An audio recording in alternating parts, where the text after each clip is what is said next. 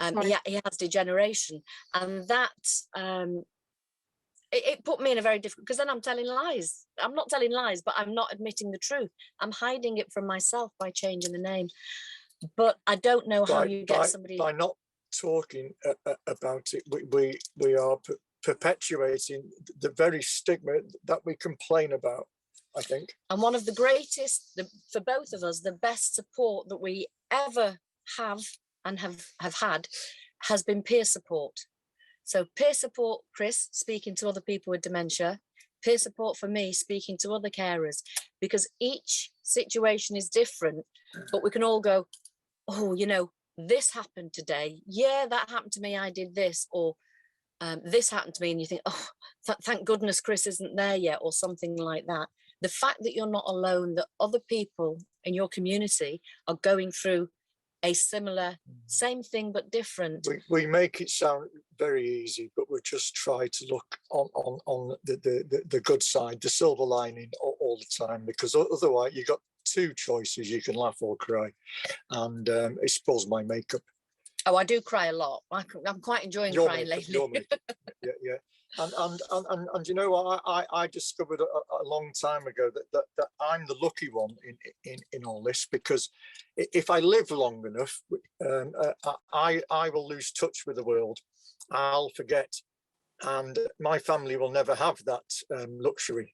So you just have to find silver linings and things. And I could have been dead with cancer by now. Jane was hoping I had a tumour. I prayed for a brain tumour, because at least that was operable. But with regards to the question in the chat, I don't know the answer, because I don't know your mum. But perhaps if you could somehow take her to a group, I don't know what groups there are in Jersey. There are so many less in-face groups in certainly where we live in Wales. But take her to a group. You could ask her to go as a volunteer. But to take your father along, so that they're not going as a person with dementia and his wife. She's going as a volunteer, and try to introduce her to other people that way. But everybody's an individual. You know your mom. I'm sure Dementia Jersey could help to try and help her to gain some acceptance. Even if she doesn't gain acceptance that he has dementia, the fact that she might need help, that you need the help because she's not accessing help. It's sounds a bit selfish to say, but it's not all about her. It isn't easy admitting that your faculties are disappearing and you're being dismantled bit by bit. No, but the husband has it's the wife that's having a problem. Right, lost it. So. And this is the difficulty. I did exactly the same, but very quickly, you know, him going on Facebook, I had to get over it. And I don't know the answer. I can only give you the things that have helped us and that we've found have helped other people. Sorry, we're dropping on a bit. Certainly, I know that our team of dementia advisors do support and give advice to people with all kinds of family challenges. And I know that they'd be very happy to talk to you, Sarah, if they haven't already. Or also Sarah, even though she's not the primary carer, can go on the dementia carers courses. She could even take her mum, but it means getting onto the mainland UK, but that's a logistical thing that you're used to. Okay, well, thank you. That's led to a really interesting discussion and lots of really useful kind of points and tips coming out there. So thank you so much for Chris and Jane. I understand to maintain your bandwidth, you're going to turn your video off for a while, but you're still going to be with us. Is that right? Yeah. Okay. So you're not, it's not that you're disappearing off. No. Okay.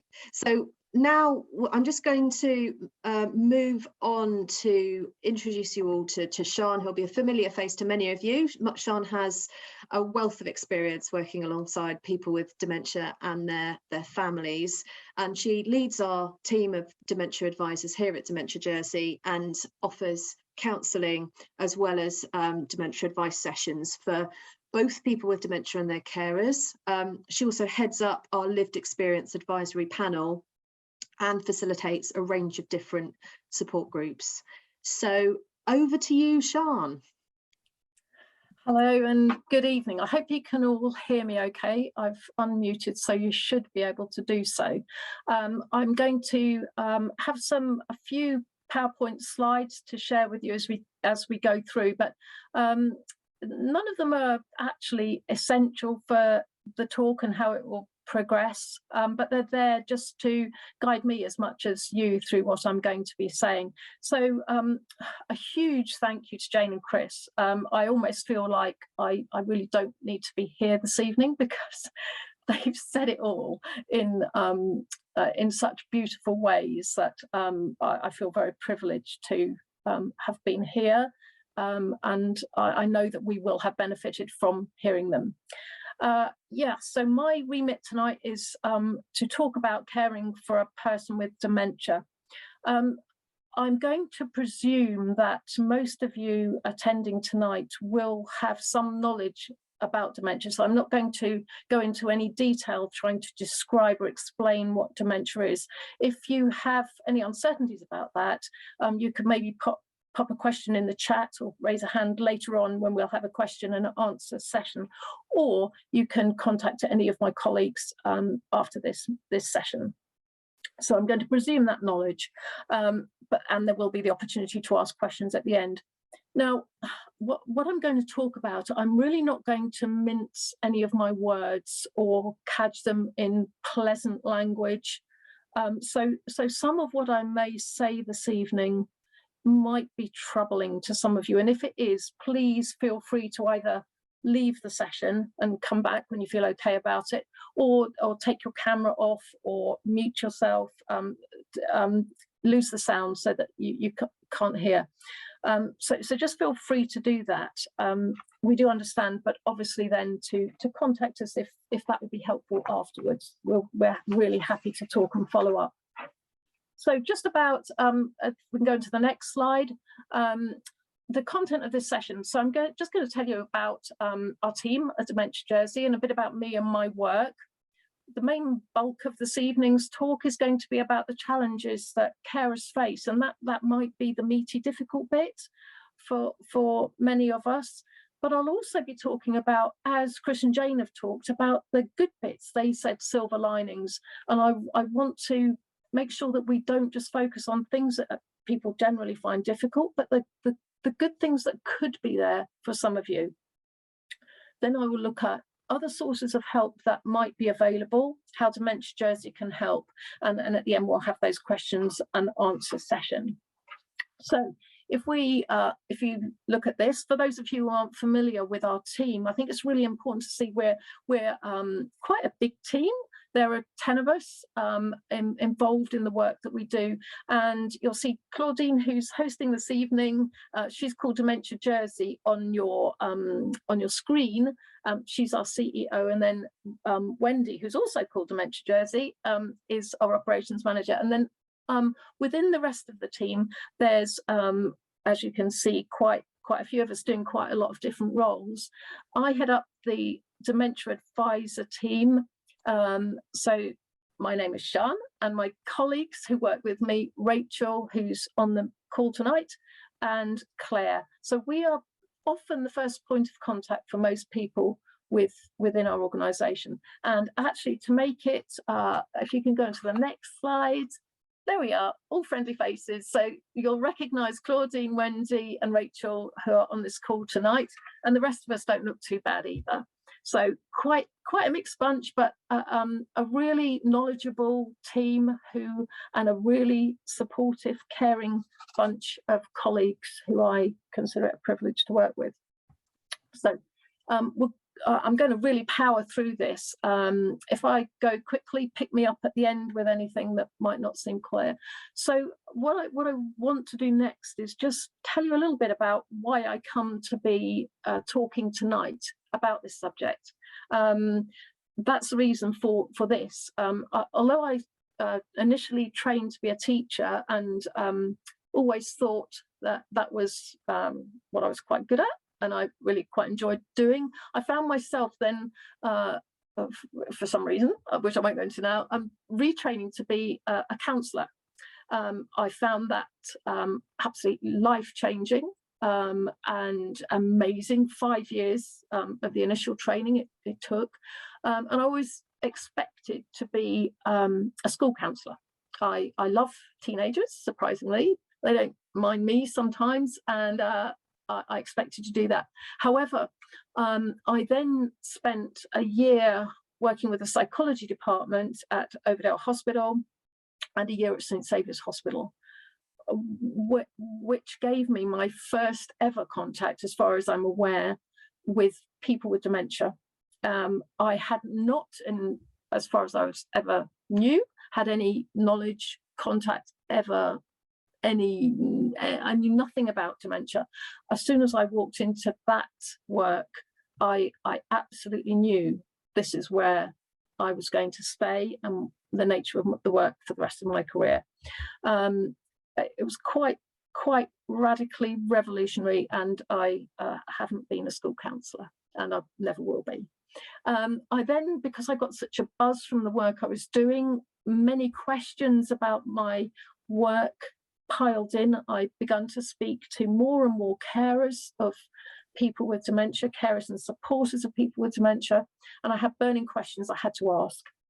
That led to me doing masters in counselling, which was really based on the lived experiences of carers of people with dementia. There were still more questions that needed answering, more research that I felt I needed to do, and applied for, and got very amazingly got accepted onto a PhD research degree in health science at Edinburgh University, and I spent 4 years researching into person-centred dementia care.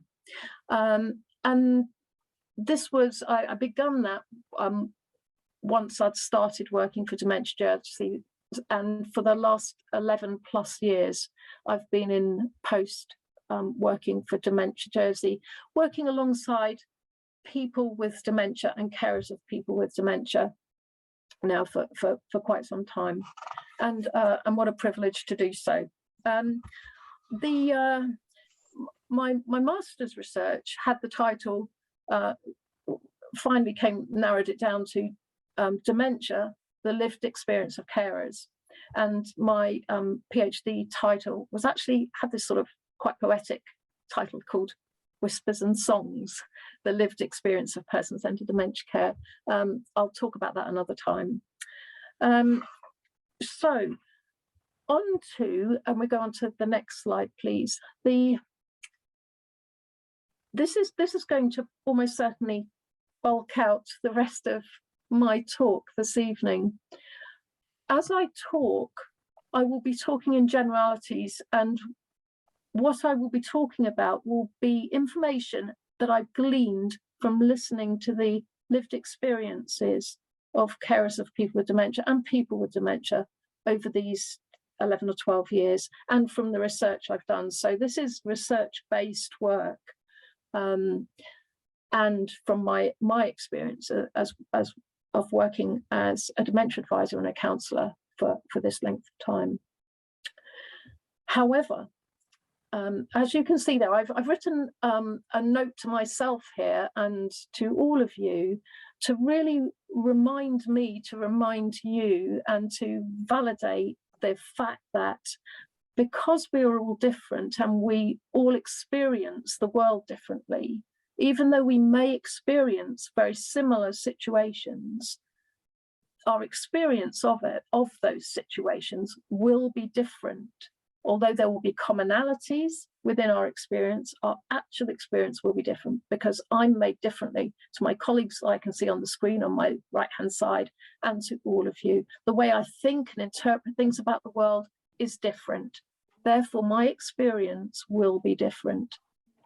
However, as I've listened to people over these years and researched in this area, I have found that within the experiences that people have, they do generally fall into these 4 categories that you can see, or not they fall into, I can put the experience that I've listened to into these 4 categories. Some of them will overlap, and some of the content of each of these areas that I'll talk about in a little more depth in a while will overlap slightly.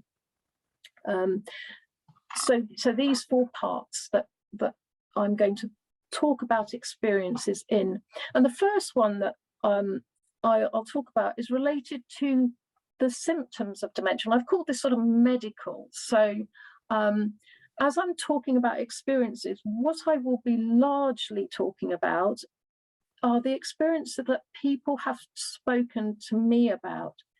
People generally don't speak to me in my role about really happy, successful, good things.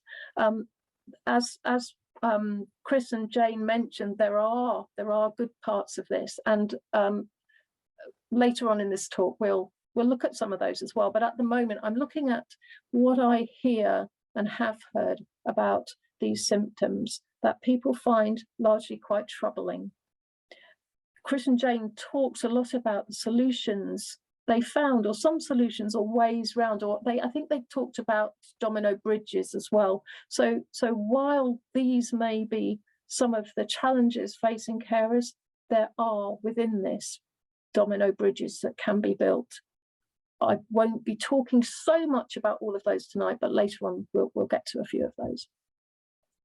So the first part related to the symptoms of dementia and the medical things. So people tell me that one of the things that troubles them most is, what is dementia? So as I said earlier, I'm not going to talk about what dementia is now, but people struggle with this, and it's not surprising. This is a really complex group of conditions that are to do with this thing inside our heads, which is just a lump of gunk that somehow manages to make sense of the world. So people wrestle with what is this thing, and if they don't understand, that can be troubling. Is this genetic? Have I done something wrong? Is often how people may be troubled by this. On top of that, then we have a lot of very complex language. The language around dementia and the codes that we use, and then a whole group of numbers to describe different types of dementia. They're complicated, they're very complex. How do we understand all this if we're living with or helping somebody else live with this condition called dementia? How do we understand this? How do we understand the medication? What is this medication that I've been given? Is this going to cure me or cure the person? Is it going to stop it? So much of this is unknown and very complex and very difficult. On top of that, then, we have some of the symptoms of dementia itself that people do find troubling. How do I begin to communicate with somebody when it takes them so much longer than it takes me to say the same sentence? How much of a pause do I give if I'm talking to somebody with dementia? That can be really troubling. Managing forgetfulness. How do I cope when somebody asks me the same thing 5, 6, 7 times a day? If you look at the new Alzheimer's Society information film, you will be moved. And this addresses this problem of forgetfulness. So I do recommend that perhaps at some stage quite soon, you have a look at the Alzheimer's Society UK website and see their new public information film. Other symptoms that people will struggle with, that is part of our caring. How do we help? How do we nurture somebody who may be feeling quite depressed or extremely anxious because they don't understand the world in the way that they used to, or the world is much more complex than it used to be? How do you manage as a carer if you have only slept for 2 hours in a night? How do you manage? And then how do you then manage if the person, and I think Chris and Jane alluded to this as well, if incontinence is one of the symptoms that the person with dementia may be experiencing, what do I do and how do I manage? Can I manage that? I'm not sure I could if I was having to manage incontinence with my husband. I'm not sure I could manage that. On top of these, we have to communicate with and speak to, arrange meetings with medical health professionals and social workers. How do we communicate with them? How accessible are they? Do they speak the same language as us? Are they really ready to listen? So I'm wrestling with that. And added to this, with the symptoms of dementia, so often people's characters seem to change. how do I stay married to somebody who isn't the same person, or are they, who I married, who acts quite strangely and very differently to the person I married, and perhaps doesn't show their love for me in the way they used to do. So I know that I would find that extremely difficult, and I am sure that this must be one of the challenges facing so many carers. And as carers have spoken to me, this often is something that they will share with me. And I feel very privileged that folk would share the depths of their relationships with me in that way.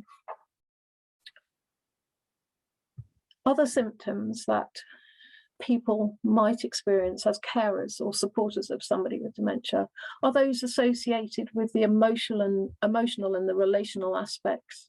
So how do you feel if you just feel like you're not coping? What do you do? If you're worried about the causes of dementia, again related to these symptoms, what's going on here? What's going to happen in the future? It was lovely to hear Chris and Jane talk quite openly about the future and what it may or may not hold, but the plans perhaps in pencil that they've put in action, and perhaps Chris has actually made them quite inked in for his plans. But how do I manage my worries for the future? I know that you will be worrying about the future. That will cause you stress. How do I manage my stress? Claudine asked Jane, who looks after Jane? How do I look after myself as a carer? Or who looks after me? I'm feeling anxious and depressed myself because I'm worried. I don't know what the future holds. My life has changed. My relationship will have almost certainly changed, and quite often carers have spoken to me about the loneliness they feel, even though the person with dementia is very much alive, very much in the same room as them. They may feel extremely lonely because of the relationship that's changed, or the conversation that's gone, or the ability to share. That relational depth is not there. So that loneliness is, some people experience that's quite a terrible thing. And then again, Chris and Jane talked about this, the embarrassment. How do we manage talking about this condition? So I think Jane said that Chris was experiencing some neurological decline. I don't think those were the words, but something similar. The word dementia wasn't used until Chris put it on Facebook that he had a diagnosis of dementia. Jane was embarrassed about this and didn't know how to manage perhaps the stigma that does exist. And quite often carers have spoken to me about the challenge of resignation, being resigned to this. That's pretty tough, being resigned to this condition. They've spoken to me of how they might feel angry, mostly angry with the dementia itself, but sometimes angry with the person because they're not doing or not helping or not being the person they were, which can lead to frustration, can really lead to sadness, can lead to somebody missing the past, actually almost mourning or grieving for the past that is still the present. So that sense of ambiguous grief or preempting grief can be really quite profound. And many carers have spoken to me about this challenge of feeling this missing the past. And with that, the social life that maybe went with the past, the activities that couples or families used to do together, maybe not doing quite in the same way. And it's a huge privilege for carers to have spoken to me about their loss of intimacy with the person with dementia, or the changed intimacy, both emotional and sexual, how that can really change and how relationships can be quite different to what they were in previous years. And then, of course, there's the emotional sense of feeling exhausted. So you physically feel exhausted, but then how do you deal with that emotionally can be absolutely terrible. And this is a challenge that carers will face. And sometimes it's quite boring, or it can be quite boring for some people. So the sense of the monotony of life. Life has to be paced and organised and predictable and dependable for somebody to, usually for somebody to manage their dementia well. So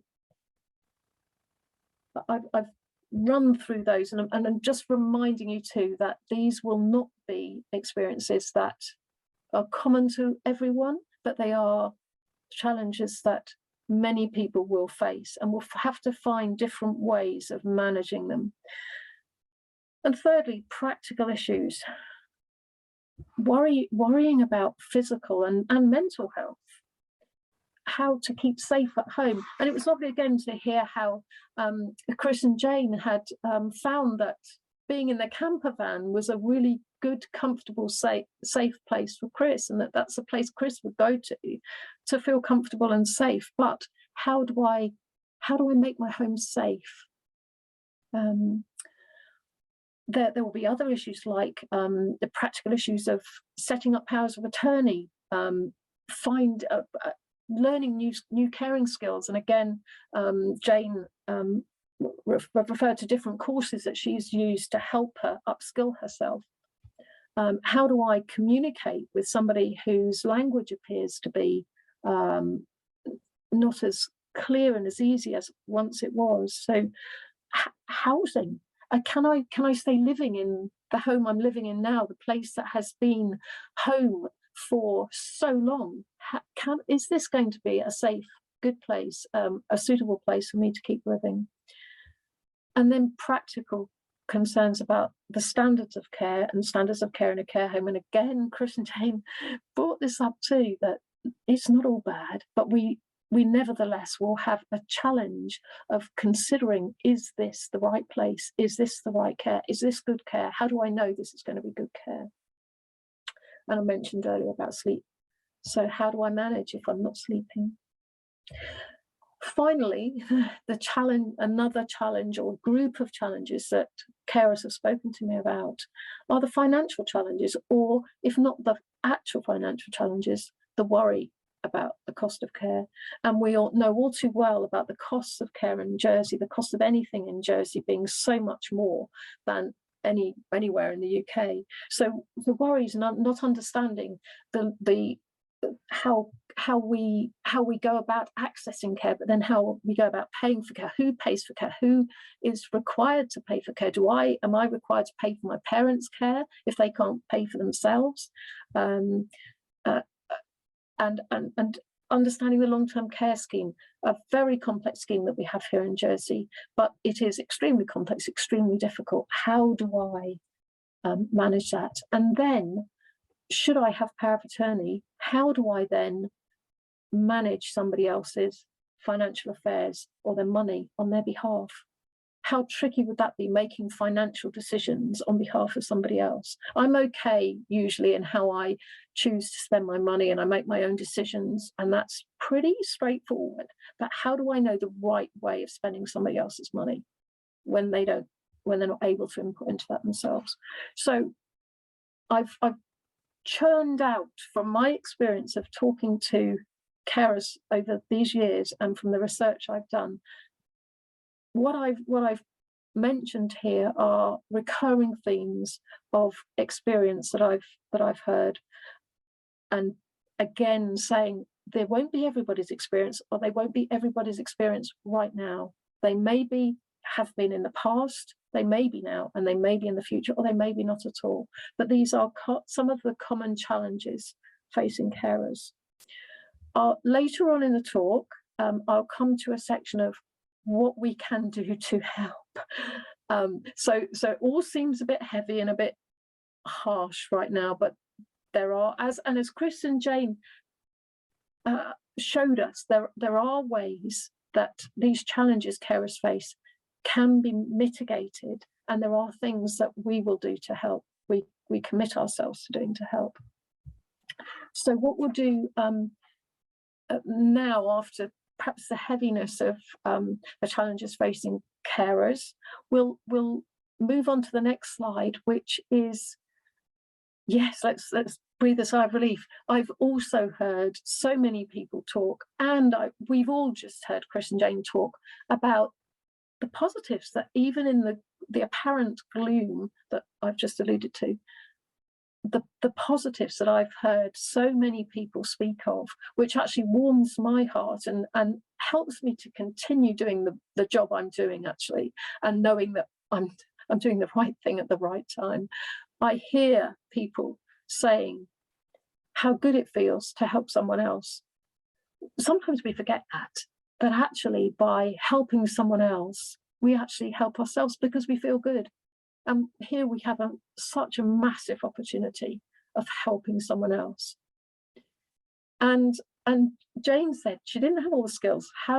She didn't know what to do, but she has found new skills, and I'm sure she feels better for having found new skills she never knew she had. And her daughter too, she mentioned about her 14-year-old daughter. Her 14-year-old daughter, from experiencing her father's dementia, has probably found her career. And that was just something very, very beautiful that they spoke about this evening. How very lovely that probably their daughter has come to her caring role through her dad's dementia. And a new sense of identity. So it might be very hard for me to call myself a carer. And we may open up that discussion a little bit. Well, what is a carer? Some people don't identify themselves as a carer. But what's generally accepted as caring or being a carer is somebody who helps somebody else to do some things that they might find troubling to do. So probably most of us on the screen have or will be or are carers in some way. So that new sense of identity, I am a carer, can be really encouraging for some people. This is what I do, and this is the purpose of my life. I am a carer. Pathways to new careers. We heard Jane again talk about their daughter's pathway to a new career, and other carers who've come our way into Dementia Jersey have found new roles within the care industry. They've gone back and they've retrained to be professional carers. How amazing is that, after looking after their own relative with dementia for some while? And although it may be really hard, learning how to show love and commitment in new ways, so that may be really difficult. As Jane said, she didn't train to be a carer. She didn't apply to be a carer. She didn't opt in to be a carer as such. But she found this was what she was doing, and she is finding new ways of showing her love and commitment to Chris. And I think that's very beautiful. And others will say that I may not be showing my love and commitment in the ways I used to, but in the new things that I may be helping somebody to do, this is a rather beautiful way of showing my love and commitment to somebody else. So some lovely good things that I know have come out of people's experience of being carers of people with dementia. If we can move on to our next slide. Apologies for rushing through this. I will try and keep track of time. Okay, so how can Dementia Jersey help? So again, as we've gone through the years, we have adapted our services so that in the light of what we hear and what we have found out that is helpful for people with dementia. Jane spoke a lot about what she'd found helpful. We know for sure that it's good to talk, and Dementia Jersey is here to listen. We're here to listen in very many ways, and the varying ways that we're here to talk you can see on your screen now. We know that it's, you know the old expression, a problem shared is a problem halved. Well, I don't know exactly that's quite right, but it's something like that. I know for sure it's good to talk, and a problem shared is lessened, if not quite halved. We also know that if we keep thinking in our own brains, we're thinking in largely random thoughts that will come in our head. Sometimes the words are a bit jumbled. Sometimes the words are feelings that are just in our head. We know for sure that when we talk to somebody else, there's somebody else being a dementia advisor or a counsellor or a friend or any one of our Dementia Jersey team, we know that when we talk, when we speak, the jumbled up thinking and thoughts and words that we have in our head come out amazingly so in sentences that have punctuation and they're correct grammatically. And we then can hear our jumbled up thoughts in pure, well-constructed English, and suddenly they can make sense. So by talking, we know that our talking can put our words in sentences and they can come out more clearly. We can hear ourselves thinking, and we can then begin to make sense of what we can hear, not just the jumbled thoughts in our heads. It really does work. Tried and tested research and research after research has proven that talking does help. And for that reason, here are the services that we will offer. We offer to all carers of people with dementia in Jersey. So running through them really quickly because I can't describe them in detail, but you'll find information about all of them on our website. You can speak to Rachel, Claire or me or any of the other team in great detail about any of these, and we can link you up with other people. We can link you up with ourselves as well if you want to talk more. We have our drop-in service, literally drop into the office and somebody will be there to listen. And our private meetings with dementia advisors can be in person on the phone and Zoom, and family meetings. So families can get together and have a talk with us and we'll listen. And that can be in person. We can squash into our office now. COVID days have gone. And we can also organise those meetings by Zoom if that's helpful. And so that's our one-to-one stuff. Our support groups have just grown out of all comparison to how they were when we started running support groups 11 or so years ago. We have a support group every week, meeting via Zoom and in person in 3 different locations across the island. These groups have really been so beneficial to so many people. We know that because people tell us, and we can see the friendships that people are making and the support that, and as Jane mentioned too, the peer support, getting to know other people in a similar situation has been so helpful, so therapeutic for so many people. We know these are helpful. It's not so much Rachel and I who make the magic happen. It's not that at all. It's people meeting together, making friends, and hearing other people share their tips and advice, and just offering a hand on the shoulder sometimes, or a handkerchief if that's necessary. We will continue to organise these support groups for as long as anybody ever shows up to them. And more recently, we've begun a partnership group, which is a group for people before they've even got a diagnosis of dementia, before even their first appointment at the memory assessment service. That's MASS, you can see on your screen. That means memory assessment service.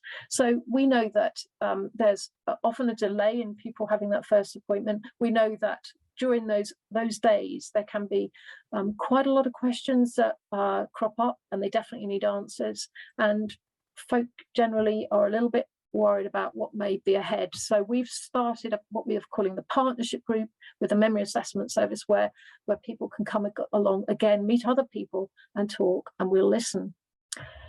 We do have a counselling service. We know that sometimes people can be extremely troubled by many aspects of life, not only related to dementia, but just about anything, which is often made more complex when somebody in the family has a diagnosis of dementia. So we offer a free counselling service, which is available to any carer of a person with dementia and for people with dementia as well in Jersey. And a lot else of what we do is signposting to other agencies. The dementia advice team are very up to speed in the other services that are available in the island that can help, and we will happily signpost to any sources of help that we feel that would be appropriate for people. So again, if you feel that you need any other source of help, or that you would just like to talk to us about what help you're getting at the moment, and if there is any other source of help, then speak to one of the team, because we will help and we will direct. So our support services, these are the dementia advisors, Claire and me in the middle and Rachel. So all three of us are here, and any of us are happy to talk to you at any time about anything that I've mentioned previously, any subject that you might think I've never spoken to anybody about this ever before. You can speak to us about it. We're a bit like GPs in that way. We've heard everything, we've seen everything. So please feel free and able to speak to us as you wish. If we then move on to other sources of help, we've got a couple of slides now which are about slides about the other activities that we offer, predominantly for people with dementia and for carers of people with dementia to come along to as well. So there's a whole array of them on this slide, from walking groups, coffee groups, our art group, fun and games, musical memories, splash chats, which really is what it says on the tin, as most of them are. And coming up soon, we have some new activities, and we will always be creating and facilitating new projects as we hear people would be interested in taking part in them. So we have got coming up very soon, and I'm extremely excited about this, our allotment project. It's probably going to be called the Forget Me Not Project, and hopefully we'll have quite a lot. This isn't our allotment, by the way, but it will look even better than these beautifully tended allotments. And hopefully at the end of each raised bed will be a whole bunch of forget-me-nots growing, which we will grow from seed. And petanque. I've never played petanque, probably never will, but for some people this is really brilliant. So we're going to be offering this service, this activity for people. So as well as offering support for people with dementia and carers in terms of what the dementia advisors can do, we know too that purposeful, good activity helps. So because we know it helps, we've provided these activities for you to access. Then we flick on to the next screen. Am I okay for time, Claudine? Just give me a thumbs up if that's okay. Yes, we're due to wrap up at 9, and we need to leave a little space for some questions. Yep. So maybe 5 minutes, is that okay? Yep. It won't take 5 minutes. That's brilliant. I've talked so quickly. I hope I've not overdosed you. So other sources of help. Take down some notes from the screen, take a photograph of the screen if that's helpful. There are some contact numbers and lists here of other sources of help for people with dementia and carers of people with dementia. There's this slide and the next slide, but if we keep this one on the screen for a moment longer, if you're scribbling down any of those contact details, we know that you will at some stage likely need some help with the long LTC, means long-term care scheme or income support. We can help you understand that scheme better as dementia advisors. It's very complex, but it is there, and it is there to help you. It is accessible, and it really does work to help financially with and practically with care. Care agencies are there to help you. Daycare centres and home and care homes are available, and there are means and ways of accessing them which we can help you source and navigate, but otherwise via a social worker or a care coordinator. And as Chris and Jane said, I've bunged it in here on the list of other sources of help. Friends and family can help. If you have any friends, if you have any family, they can help, but only if you're honest and they know what you're experiencing, and if you ask for help. Most people won't force help upon you. So if you can be honest about a diagnosis, as Chris most certainly was, as Jane was a little bit reluctant to do so, but as he was very keen to do so, and then a person or friends and family knowing your situation, they will be there to help you. And other charities, there are great charities in Jersey that really do offer fantastic services. SPORE is maybe a bit of a mystery for you there. SPORE stands for Single Point of Referral, and this is like the hub through which you can access professional care help. Again, the dementia advisors can help you unpack what that, oh, health is spelled incorrectly. So if you're taking a screenshot or taking a photograph or writing it down, the email address is spore@health.gov.je rather than health@gov.je.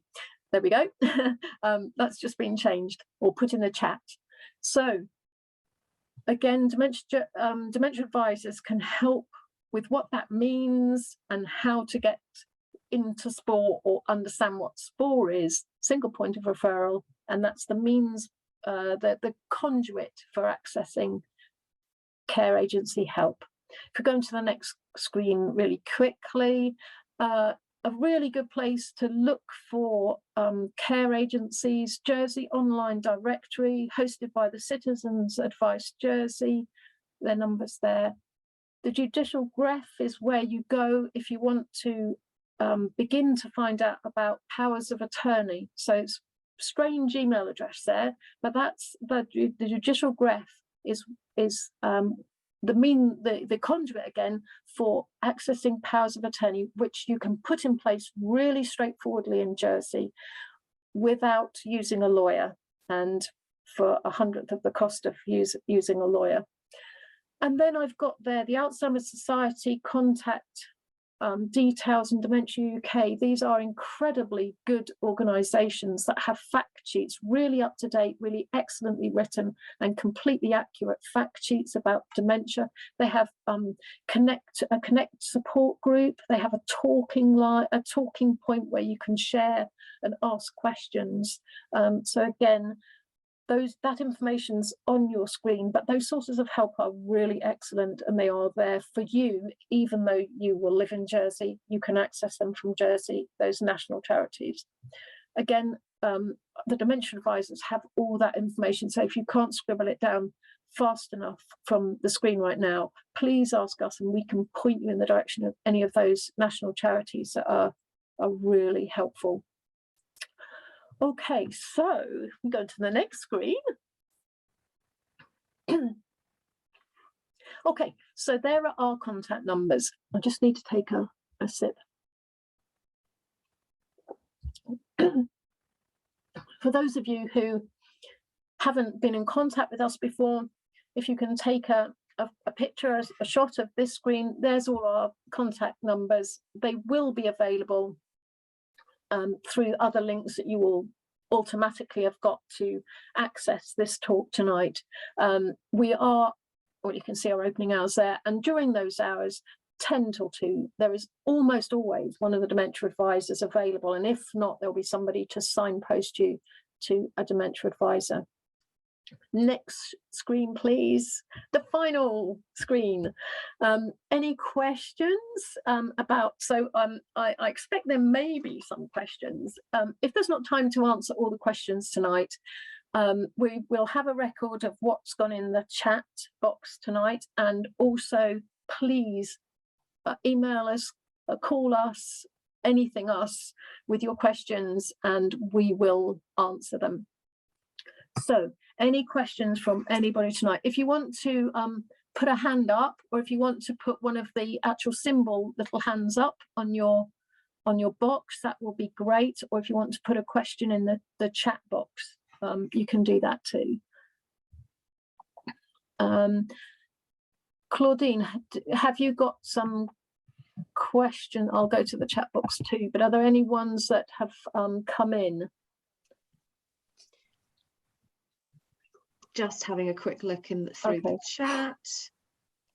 Can I just say, while you're all deciding on the questions, yes. The courses that are in the UK, in the Care Act in England and Social Services and Welfare Act in Wales, we have what's called care needs assessments, and with that we can access direct payments.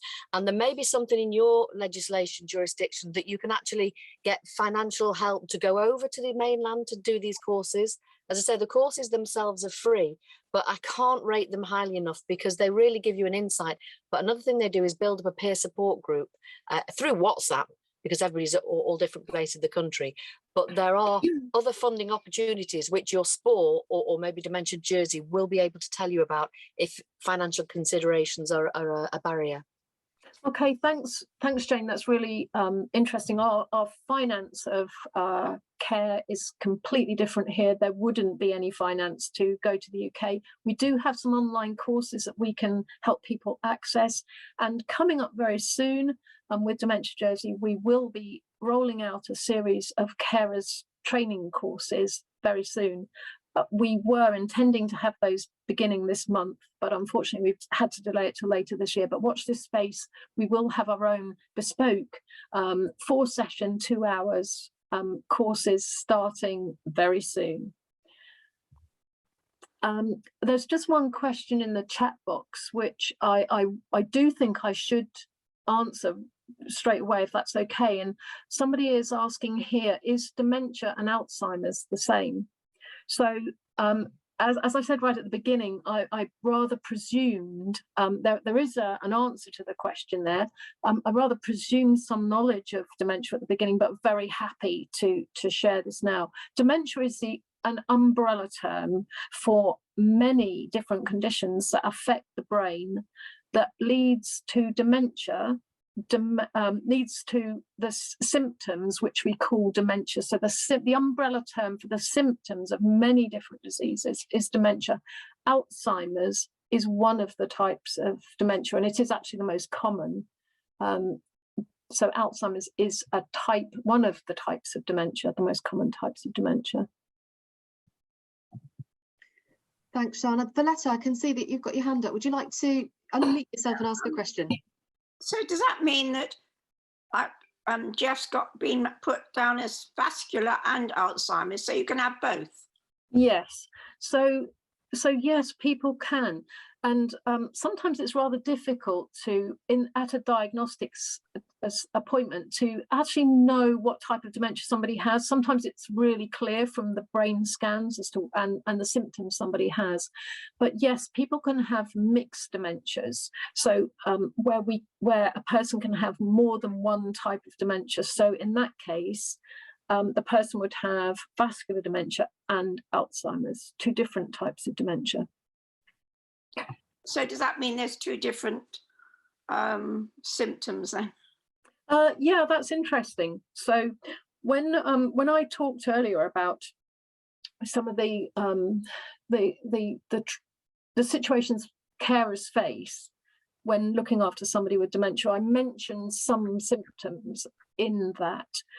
So yes and no is the answer to your question. So some types of dementia have more characteristic symptoms, but generally they're not exclusive to those conditions. So we might find that somebody who had frontal lobe dementia may have more trouble with language or perhaps appropriate etiquette in social situations.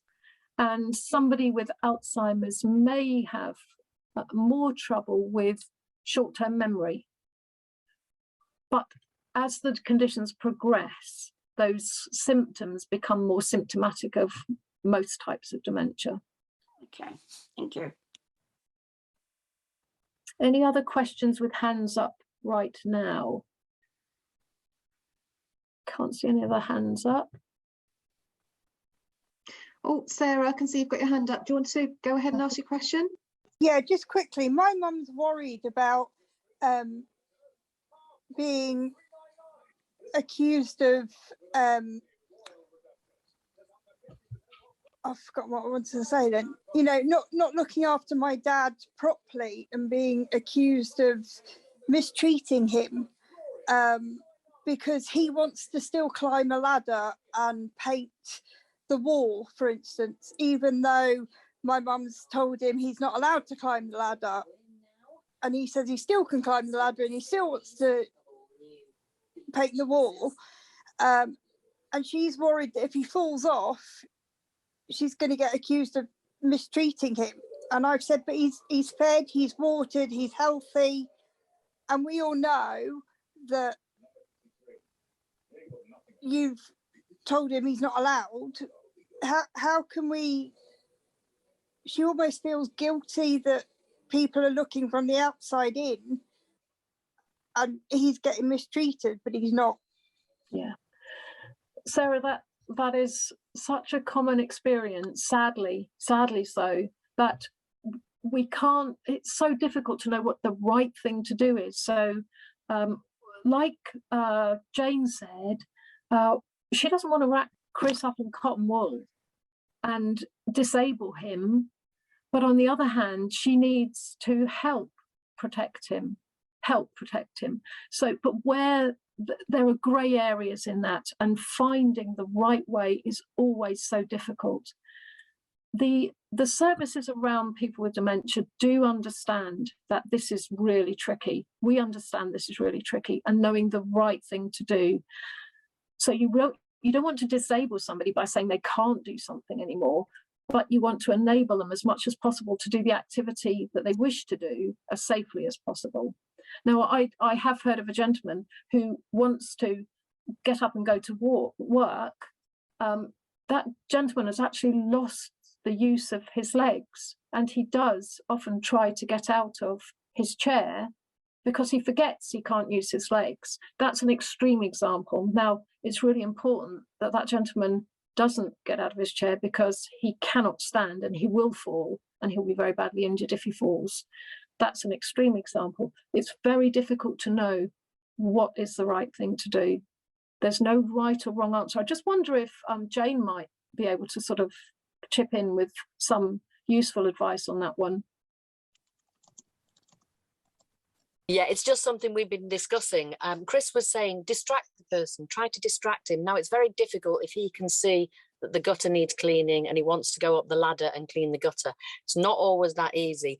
However, on a legal basis, he's not under a deprivation of liberty safeguarding order. Therefore, your mum has no legal standing to be able to tell him not to do it.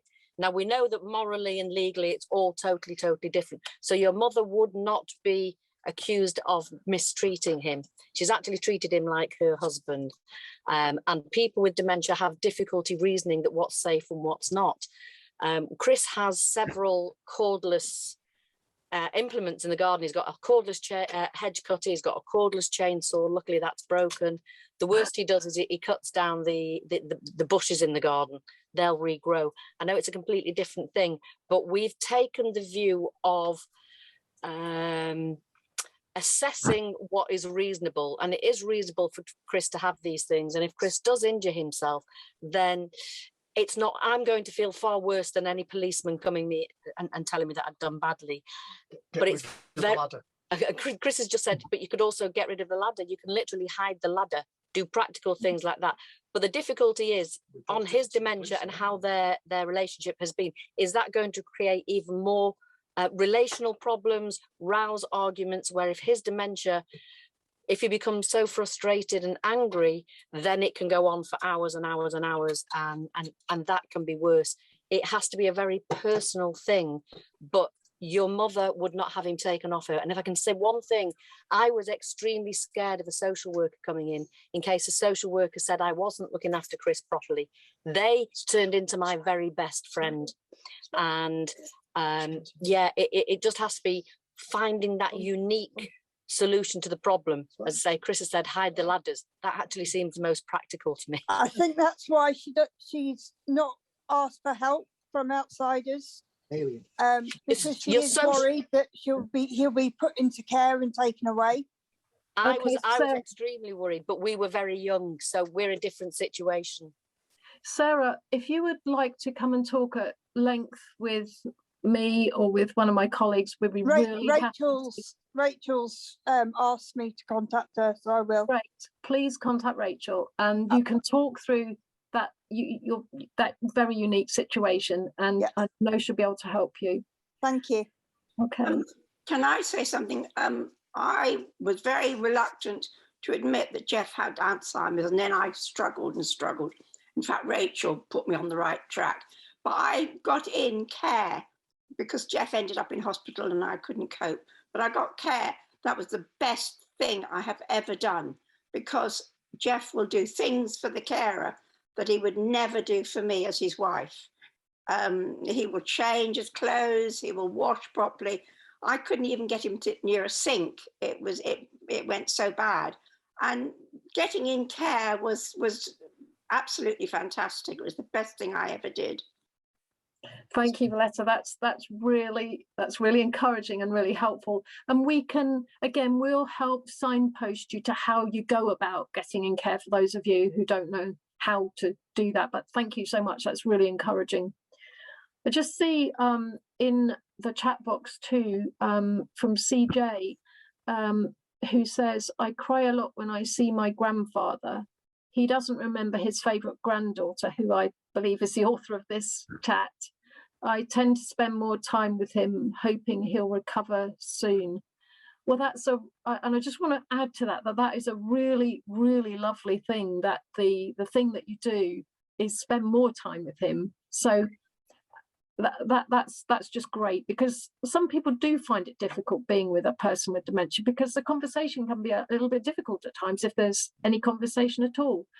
And what I would say is that sometimes people think that the person with dementia has forgotten them, and as you say, doesn't remember your name, possibly your name, but he's very unlikely to have forgotten the feeling of your relationship with him. So quite often factual information like somebody's name may be forgotten, but actually the feeling of a relationship with somebody will stay precious, or is likely to stay precious. So spending time with him is a really, really beautiful thing, where you know very well who your grandfather is, even if he struggles to remember your name. And he may get a really good sense of, this is somebody close to me who really cares for me. And that's just a beautiful, a lovely gift you can give your granddad. So he might not remember your name, but he will feel your love for him. So good for you for spending more time with him. And what a lovely sentiment, I think, to end on. We've just gone slightly past our 9 o'clock kind of limit for this session. I'm aware everyone's probably got evening plans. So thank you so much for attending our talk. And I hope you all found something, that you learned something or found something useful come from this session. I mean, certainly the takeaways that I had in my mind was this kind of feeling of how to kind of enable people rather than disable them, and have that emphasis on finding solutions to the problems that dementia puts in your way. The importance of looking after yourself, building that innate sense of resilience that you need to keep going. How it's okay sometimes if you can't work it out. It's not always, things are not always going to work out, and you just need to move on. That's something that Jane mentioned. And that help is here if you need it. We are here if you need it. And as Sian said, we've got a team of people who are very, very experienced that you can book appointments with if you'd like a chat. And they are willing to just listen to whatever you kind of need to share and get off your chest, and are really well positioned to signpost you and offer you the very best support. So I just want to say a massive thank you again to Sian, and to Chris and Jane, who've just messaged me just to say, oh, sorry, we've got to shoot off now. Our friends have just come round for some dinner. So they've just disappeared, but they thank everybody for listening to them, and very much hope that what they shared was of some value, which I assured them that it was. So thank you again for showing up tonight. And this is really the final bit of our activity for Dementia Awareness Week this week, and we've been doing our best to kind of get out there and on everybody's radars. I don't know if you've seen us on King Street or the window in Degrushy or our insert in the JP, but we really have tried to raise awareness of dementia this week, and these talks have been very much part of it. So we intend to do them again in the future, and we'd be very interested in hearing your feedback about what you felt worked well about these talks and what we could improve. So thanks very much, and enjoy all your evenings, everybody. Good night, everybody. Right.